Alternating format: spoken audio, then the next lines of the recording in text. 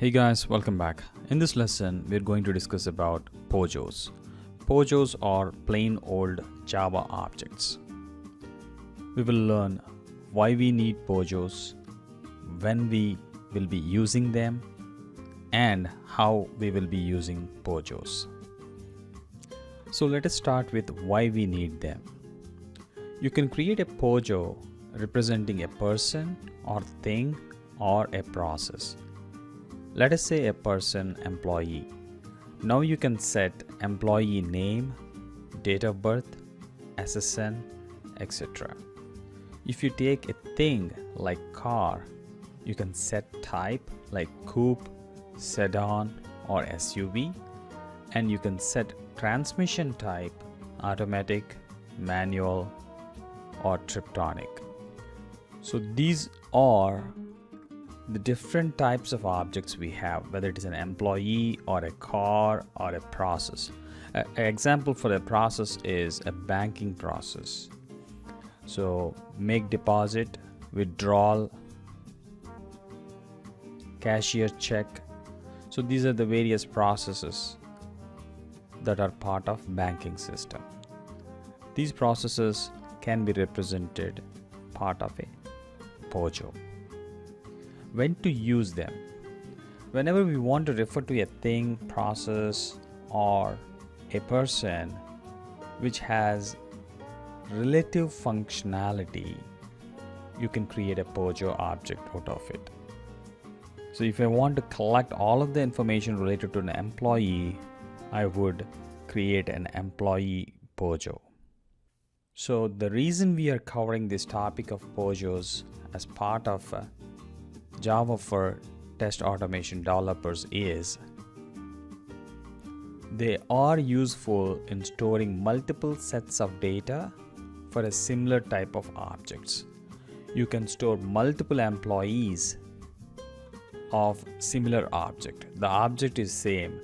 It has the same name, date of birth, salary, department, properties, but you can store multiple of them.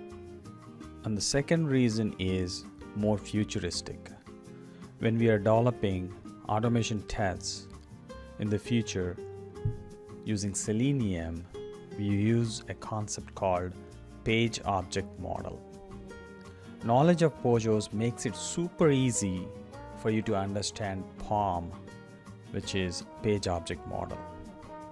People who are learning POM and POJO at the same time will have trouble understanding it.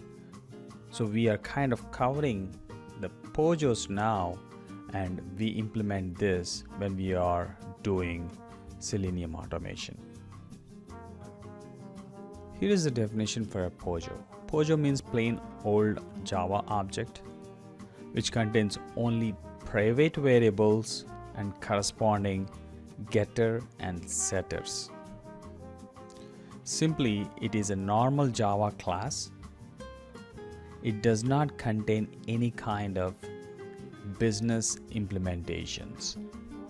So it's a plain Java class with setters and getters and no business implementation, no business logic included in these POJOs. The important thing to note down here is all the methods must be public. All instance variables should be private and should not extend pre-specified classes. That part we can keep it for later because we are learning POJOs from the standpoint of using POM object model in the future. So we are not strictly implementing POJOs, but to understand how setters and getters work, that is a key thing, right?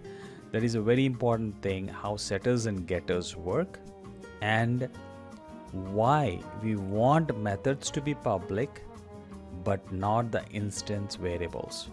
That's an interview question. If you declare a class in a Java, why you want to keep the variables private and methods public? Those are the two important things we are going to understand as part of this lesson. Now let us open Eclipse and create a POJO for an employee object.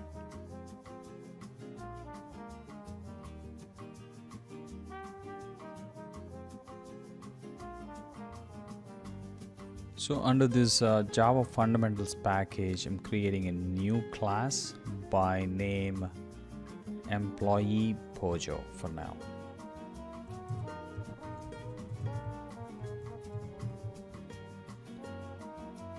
So here I'll keep the defaults here and click finish. So a class was created for us. Two key aspects we need to remember. One, the instance variables should be private and methods should be public. So let us start with instance variables. So an employee, think of an employee and associated data. Employee name, department, and age. These are the three fields we will start with. For these three variables, I will declare instance variables, private,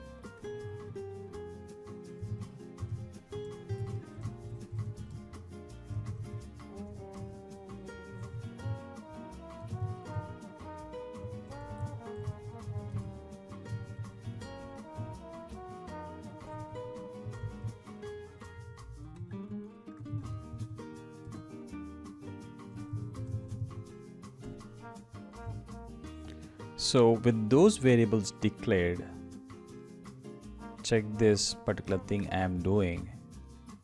If you right click and go down here, source, this seems to be going little off screen. Let me adjust that. So in here I will right click and I will go into source and select generate getters and setters. Okay, I'll click on that. You can manually type it, but this is a very convenient way to generate setters and getters in Eclipse. So once I do that, this window comes up and you can select multiple instance variables that you want to set both getters and setters. So I will leave this as a public. That is one of the requirements, and click generate. Now if you notice, we can see setters and getters generated for get name, set name, get name, set department, get department, set age, and get age. So this is a way where you can use built-in Eclipse functionality to generate setters and getters for an instance variable. Otherwise you can simply type, that's also perfectly fine. Now let us see this POJO object that we created in action. That means we want to instantiate this object and make calls to all of these setters and getters. For that, I will create one more class which is like a calling class, and I will name it as POJO caller or employee POJO caller.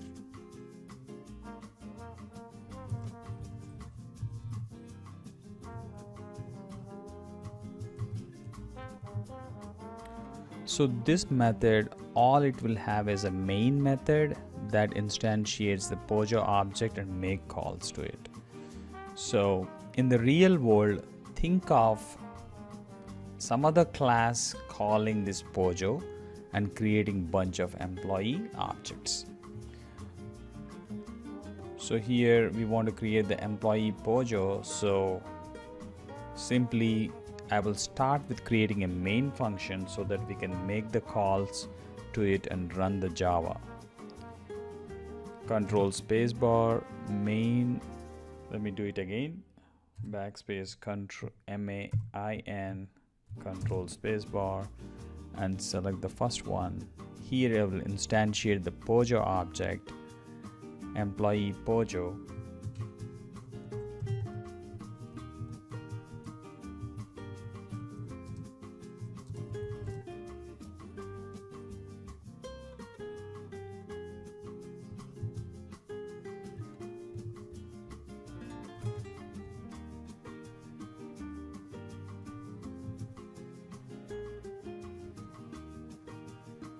Now you can make calls on this object.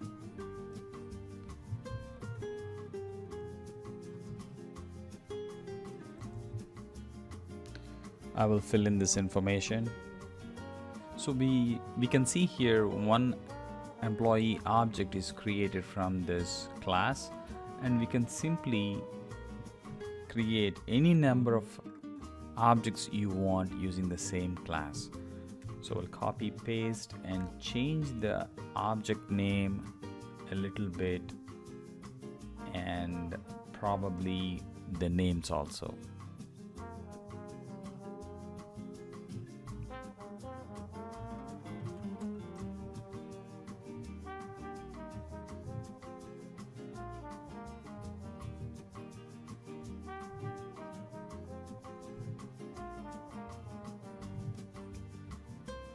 Since we have used all setters, let us try to use a getter and print it out to the screen. For that, I will call get name for each object.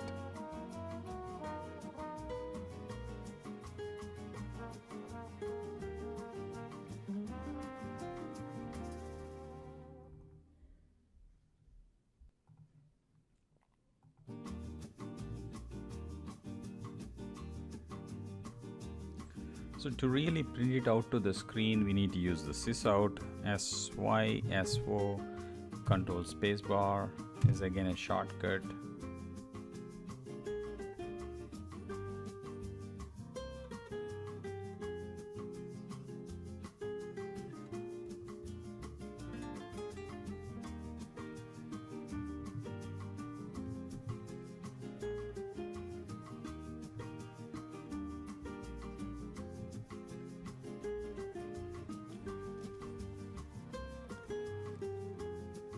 Now that we have this getters set up, let us run this Java class and see the output.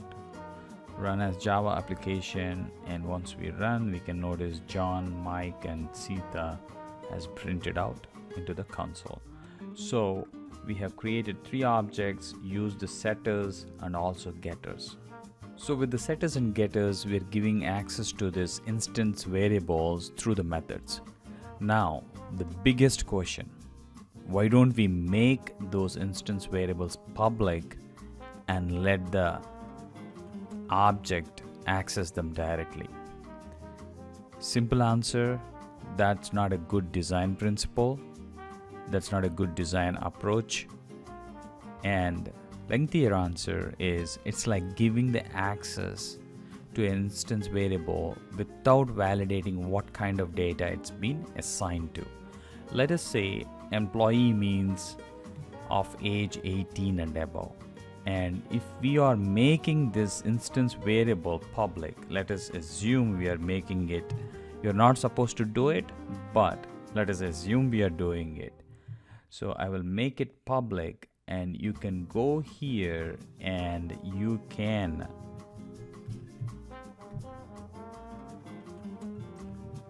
assign the value of age.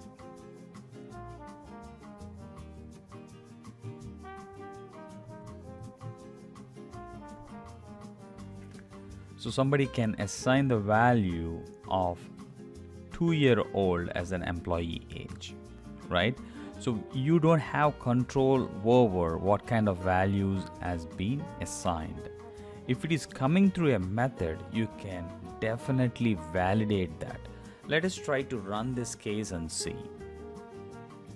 And before that, for the sake of this example, I will also add sysout for age here. So I have added the sysout for the age, and if I run this,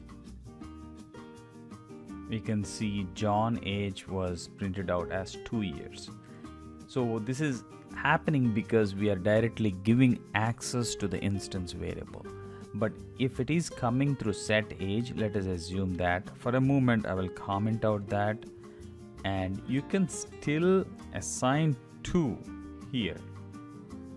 But the real power comes, you can go into set age, and here you can validate it before you're adding it to the assigning it to the instance variable.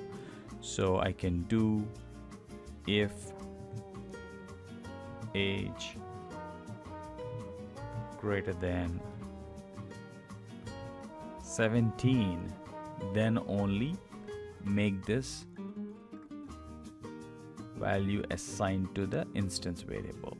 Otherwise, give a message. The possibilities are unlimited. Either you can assign a default age, or you can give a message back, whatever you want to do. For the sake of this example, we will simply send or sys out a message invalid age if the age is less than 17, and a default age of 0 will be assigned to it.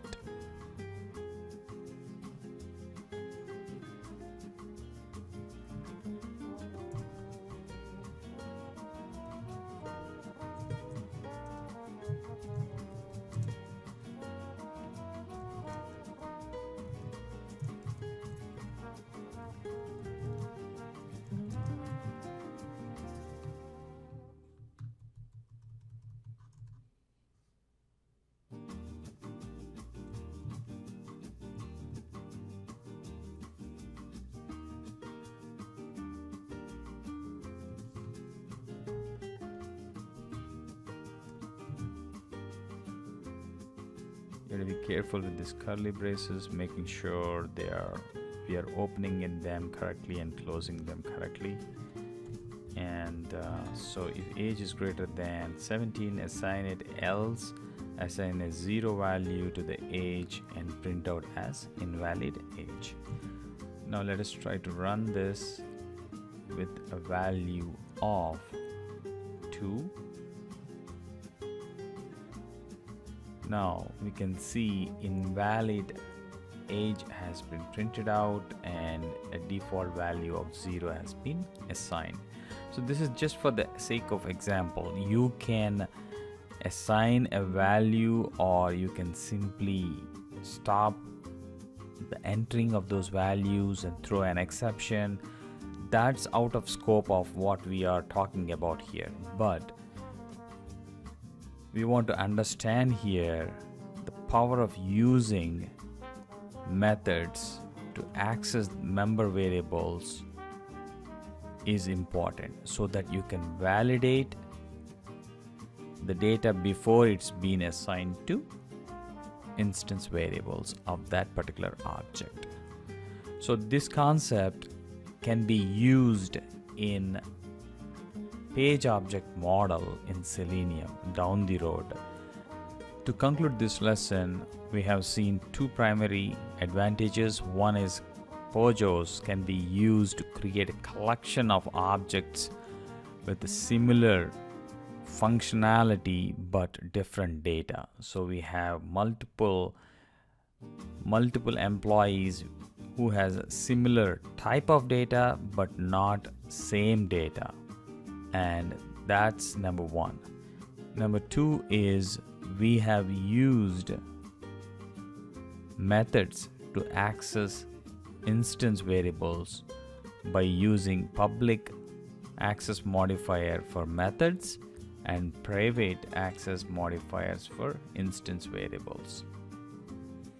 So instance variables should be always private, and the methods can be public or private, but in this case we have used all of them as public because we want to set the values and get the values.